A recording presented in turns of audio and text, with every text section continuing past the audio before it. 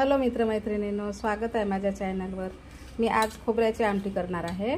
हे बघा, खोबरे छान असं बारीक बारीक कट करून काप केलेले आहे, म्हणजे भाजायला छान भाजले तर आमटी छान होते। आणि एक ते दोन मोठे कांदे आहे असे चिरून घेतलेले आहे। लसूण आहे 6 ते 7 पाकळ्या आणि अद्रक आहे। आता मी खोबऱ्याला आणि कांद्याला छान भाजून घेते। आधी खोबरं भाजून घेऊ। तेल वगैरे काय ऐड करायचं नाही आहे, असं स्लो आचेवर भाजून घ्यायचं आहे। फास्ट केलं ना तर वरून काळं होते आणि अंदर कच्चं राहते। असं छान भाजून घ्यायचं आहे। मी खोबरं भाजून घेतले आहे, हे बघा असं छान। आणि कांदा पण लाईट गेली होती म्हणून मी कांदा नाही दाखवला। आणि कांद्यामध्ये थोडं अर्धा चम्मच तेल टाकून भाजून घ्यायचं आहे। आता मी मिक्सरमधून आधी खोबरं काढते, नंतर मग कांदा लसूण अद्रक काढते। तेल तापायला ठेवलेलं आहे। आता आपण यामध्ये मोहरी ऐड करू। मोहरीला छान तडतडू द्यायचं आहे। मोहरी तडतडली, आता अर्धा चम्मच जिरा ऐड करायचं आहे। कढीपत्ता आणि आपण कांदा लसूणचा पेस्ट केला होता हे आधी ऐड करू।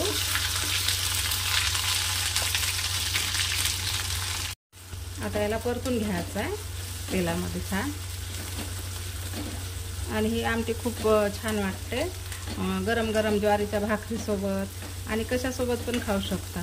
जेव्हा कधी आपल्याला भाजीचं काही सुचलं नाही किंवा भाजीला नसेल किंवा आपण तेच भाज्या खाऊन बोर झाले असेल तर ही आमटी नक्की ट्राय करा, खूप छान वाटते आणि कमी वेळात पण बनते, कमी साहित्यामध्ये।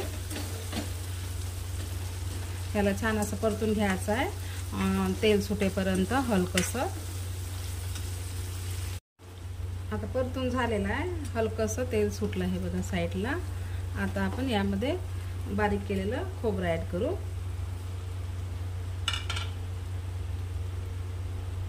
अर्धा चम्मच छोट्या चम्मचने हळद ऐड करायचं आहे आणि तिखट, 1 चम्मच गरम मसाला, एव्हरेस्टचा गरम मसाला आहे। आता याला छान असं परतून घेऊ। गॅस स्लो ठेवायचा आहे, फास्ट नाही ठेवायचा आहे।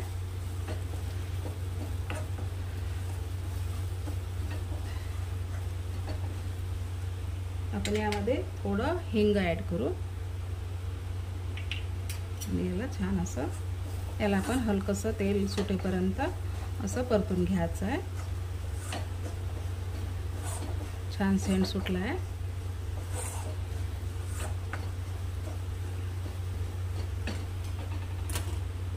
परतून झाला आहे। आता कोमट पाणी ऐड करायचं आहे, थंड पाणी नाही, आवडीनुसार। तुम्हाला जाड हवी असेल तर जाड ठेवायची, नाहीतर पातळ ठेवायची। छान असं आता आणि गॅस थोडा आता मीडियम करून घ्यायचा आहे, फास्ट नाही करायचं आहे। चवीनुसार मीठ,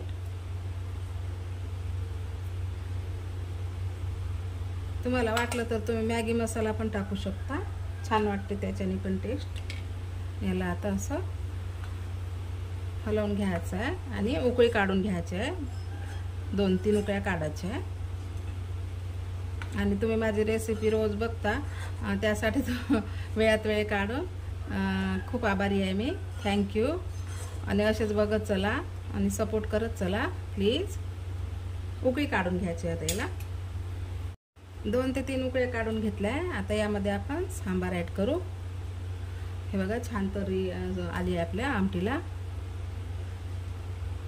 पाणी थोडं कोमट घ्यायचं आणि मसाला असं मंद आचेवर भाजून घ्यायचं, खोबरं कांदा स्लो आचेवर। छान तरी येते आणि टेस्टी पण खूप सुंदर वाटते। हे बघा तरी आली आणि सेंट पण खूप छान येत आहे। झाली आपली आमटी तयार। रेसिपी कशी वाटली कमेंटमध्ये नक्की सांगा आणि चॅनलला लाईक शेअर सबस्क्राईब नक्की करा। झाली तयार आपली आमटी।